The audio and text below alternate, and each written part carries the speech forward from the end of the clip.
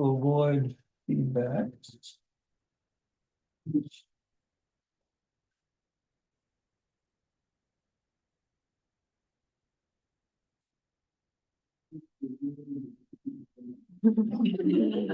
Was that? That was That me. was talking me. about myself. All right, I think we're all set now. Yeah, I think we are live. Okay, Yes. so this is our regularly scheduled meeting of the Infrastructure Committee, and around the table, we have Councilors Leonard, Trumbull, Yaku Varga, Councilor Fish, and Councilor Dean, and Councilor Fournier, and we're gonna start with a presentation from from Bangor High School and Public Works. Come back.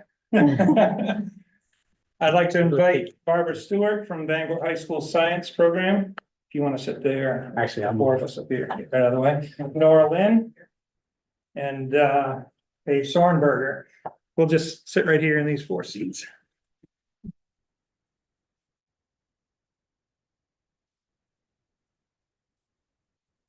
So again, Aaron Hootery, Public Works, Barbara Stewart, Nora Lynn, and Paige Sornberger.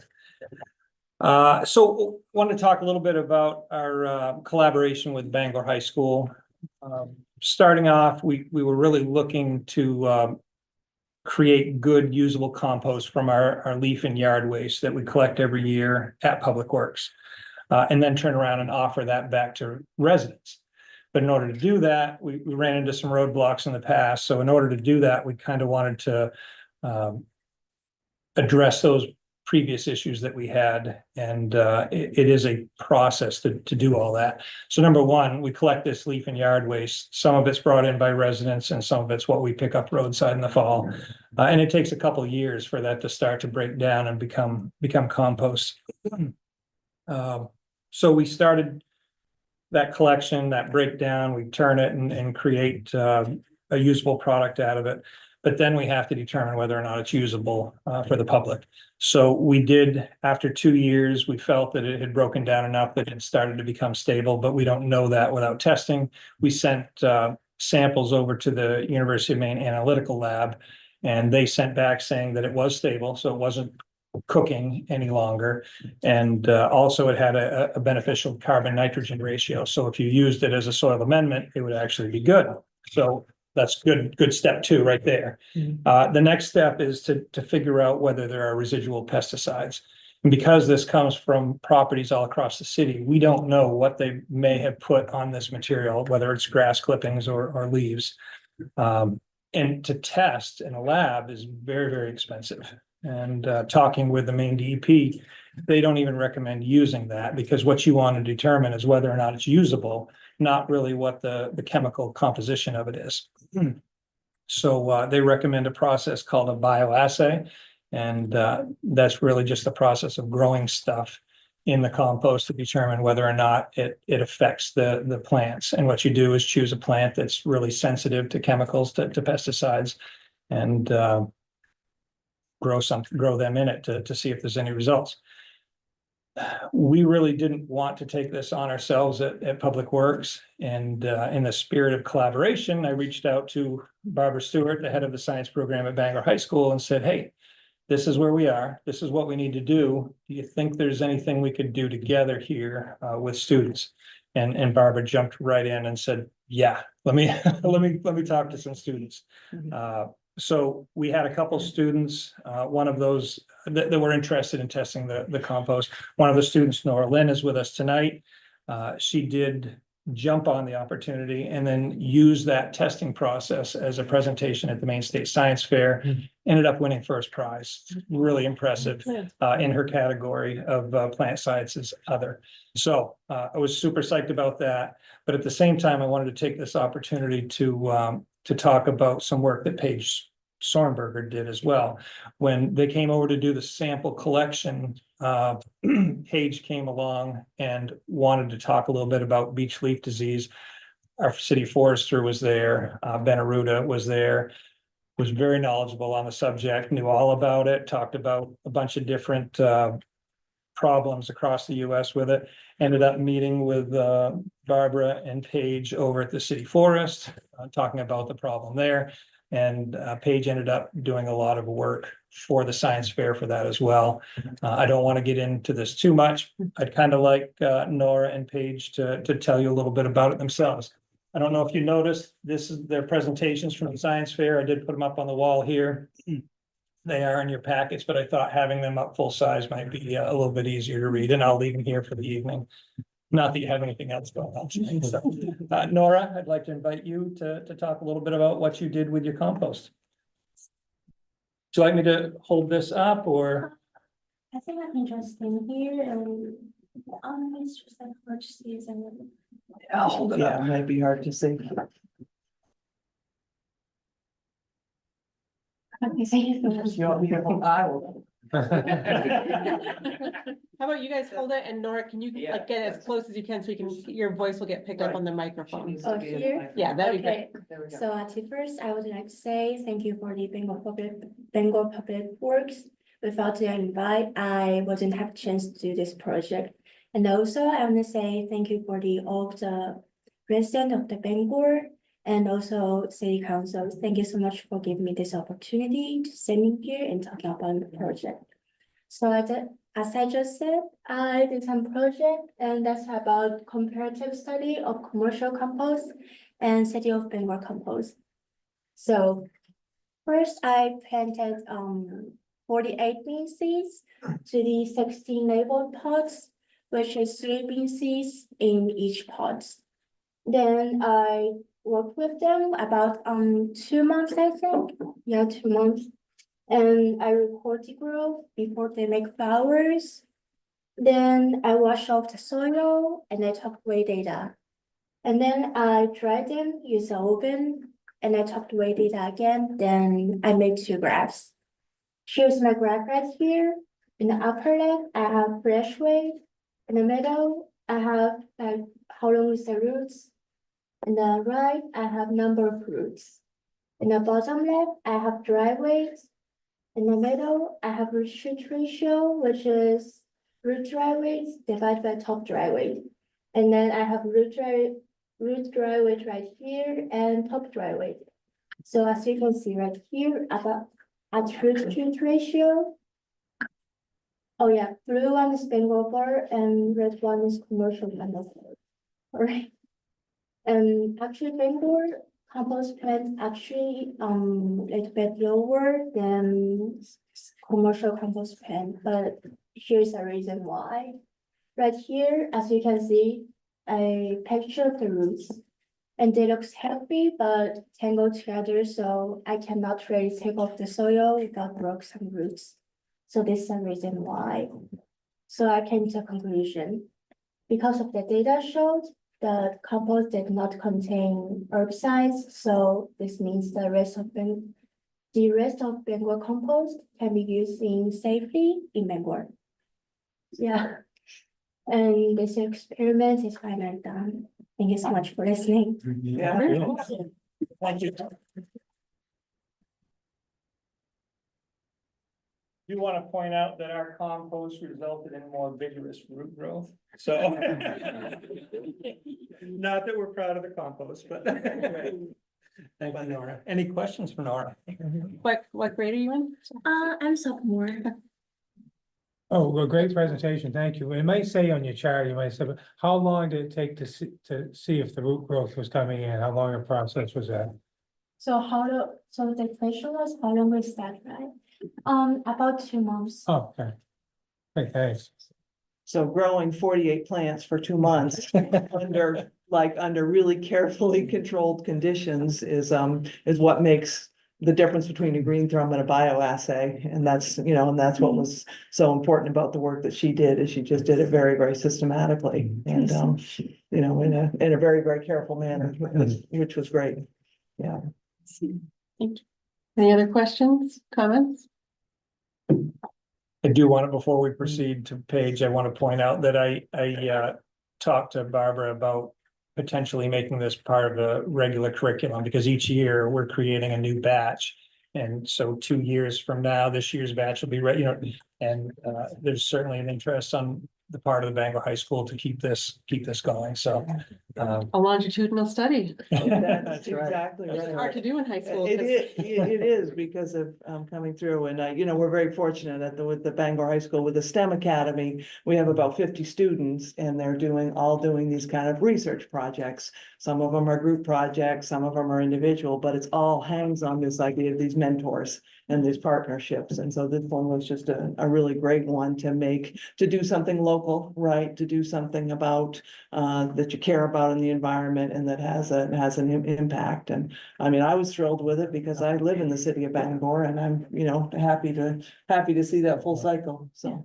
And we hope to start giving away the compost at the end of the month. So we still need to finish Yeah, that okay. final screening Yeah. to clean it up and get it ready to give away, but that's our hopes to be giving back to residents by the end of the month.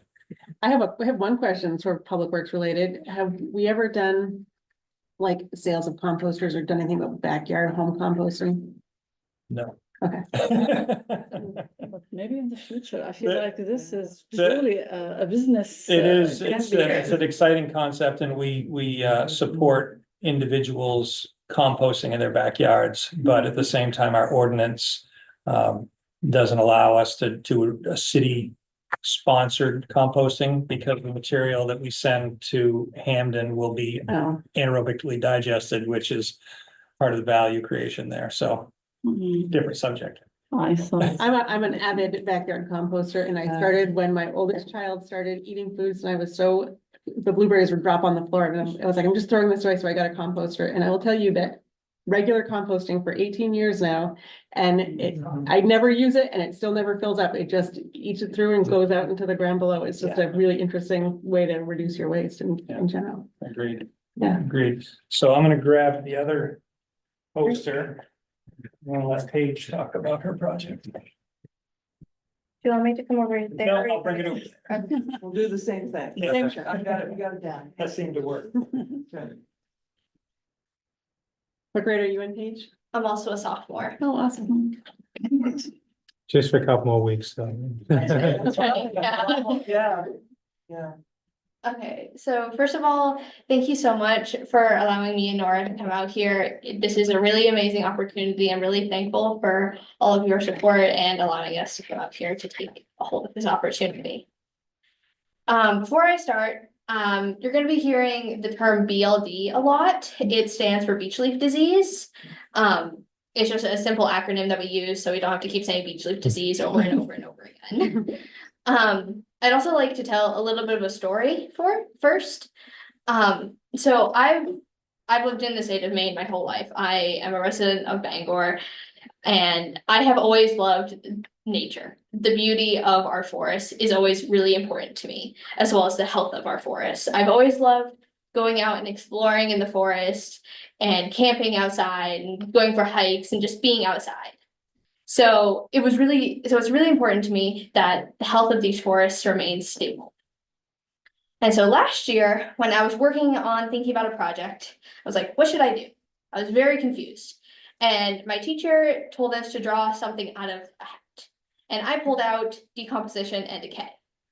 What do I do with that? I was stumped. So I searched the internet and I was like, decomposition and decay. And it spit back a few things at me. And one of them was beech leaf disease. And I was like, this is really interesting. So I started to look into it more. And I was like, whoa, this is actually really interesting. I could do a project with this. And so I did. I started researching it even more. I did my research paper on it. And then I got to a place where I was stuck. I was like, I've gotten this far. What do I do with this information that I have? Do I create a whole new project? Do I do something off of this project? Like, what do I do? And so I went out and I met up with Ben, the forester, and he gave me just a few tips here and there about what beech leaf disease is and what it means to us.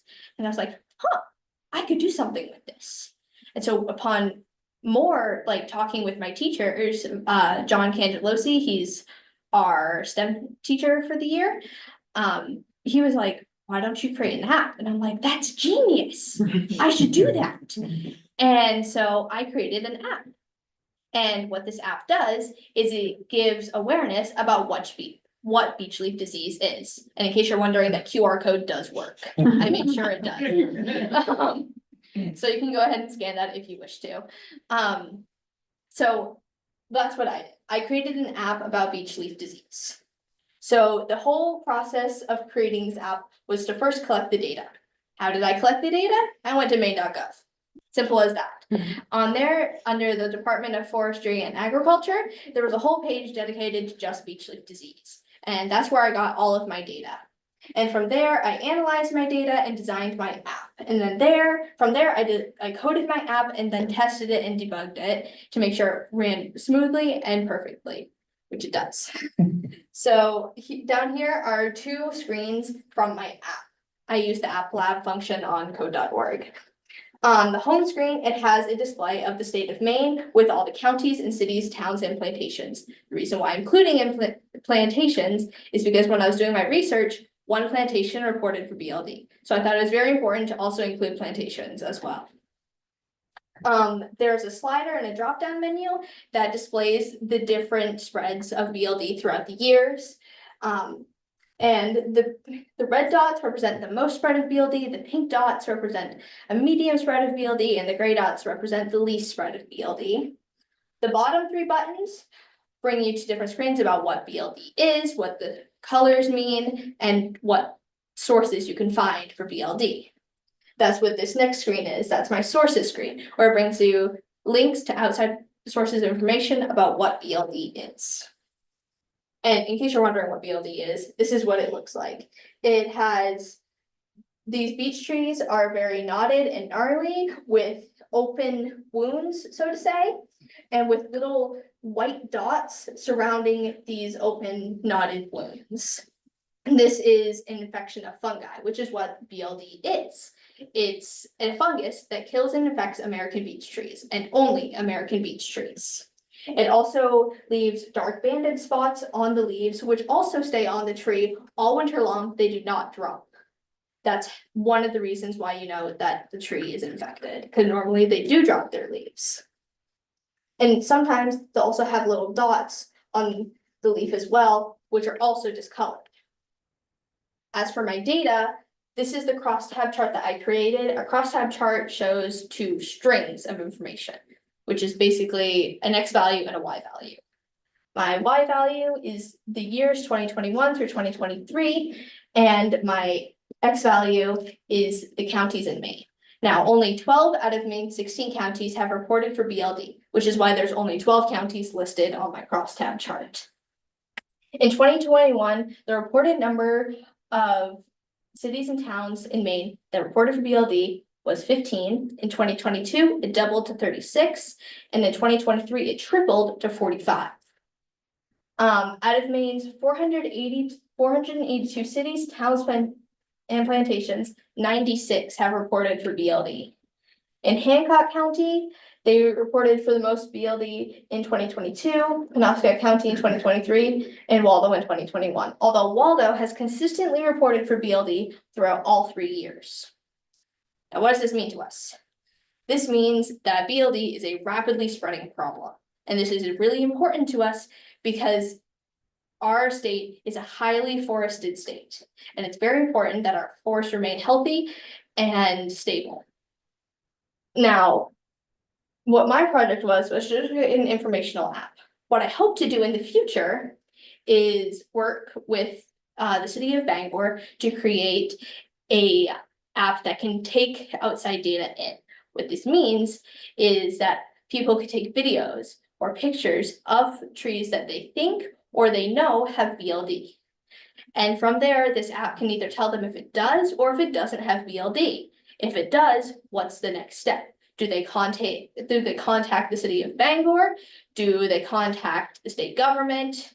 Do they tell a local forester? What do they do? That's what the app would tell them. If it doesn't have BLD, they would give them the app would tell them what BLD is, so they know what to look for in the future. And so what I'm hoping to do is create this app and then have it posted around the Bangor City Forest. So that way, when people come and go from the city forest, they can look at this and be like, oh, this is interesting. And then as they're walking along, perhaps they do see BLD or what they think is BLD, and they take a picture of it and it comes to the city of Bangor, then the foresters here can track it and monitor it to see how fast BLD is spreading throughout Bangor or even the whole state of Maine. Very cool.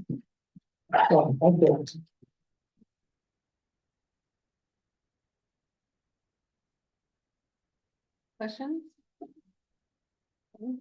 Counselor Fish?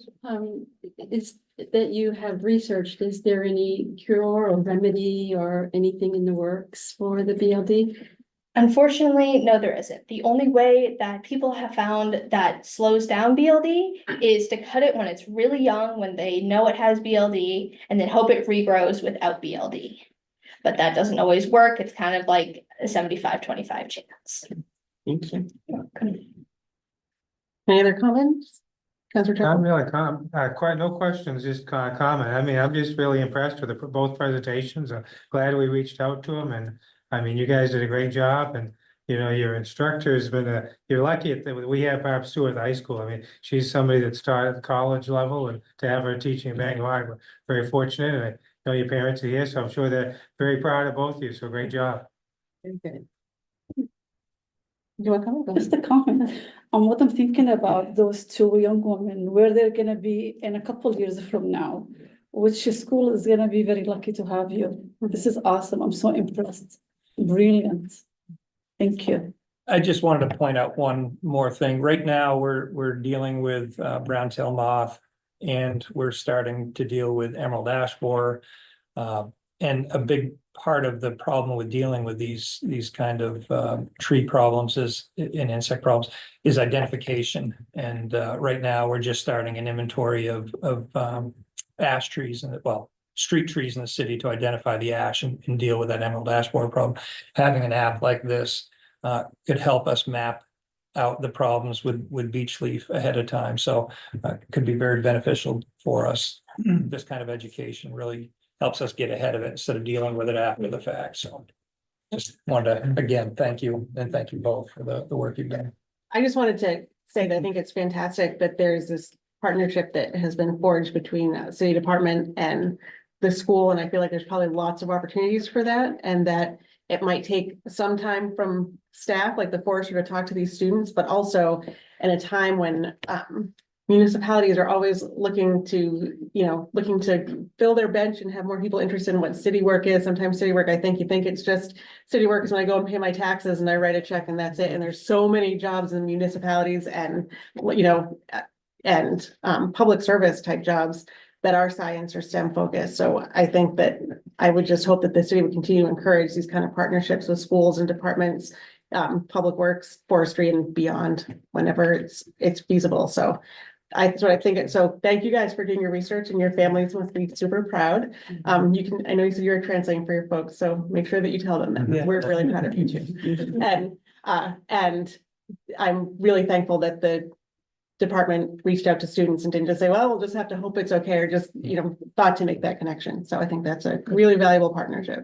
Thank you. Thank you.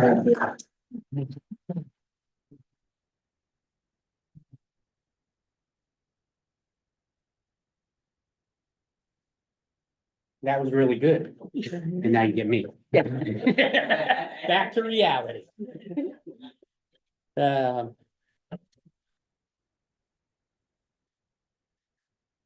them clear out. All right.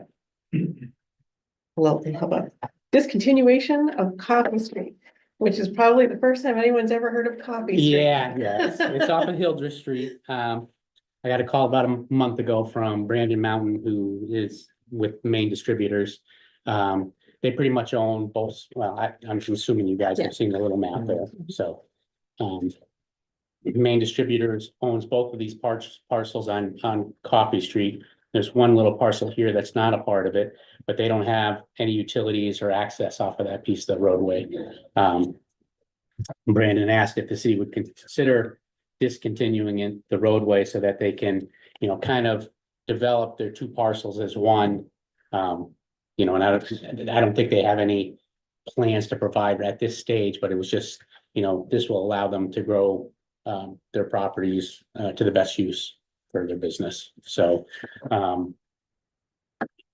it's basically one less road for us to plow, one less road for us to pave.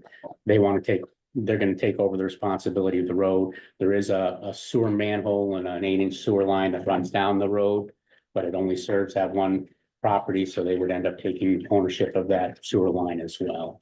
I didn't really see, it didn't look like there was any negative about, doing this, so. Figured I'd bring it to you guys and see if we want to move forward with the process to begin the discontinuance of the roadway. You need a formal decision or is this just a?